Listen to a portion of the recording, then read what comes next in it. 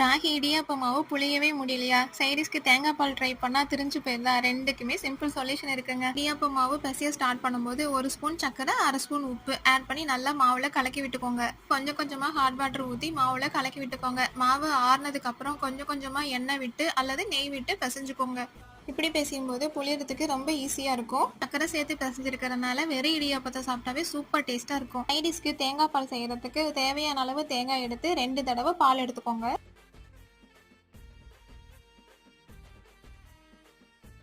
வடிச்சு வச்ச தேங்காய் பால் கூட 1/2 டம்ளர் அல்லது 1 டம்ளர் மாட்டுப்பால் ஆட் பண்ணிக்கோங்க.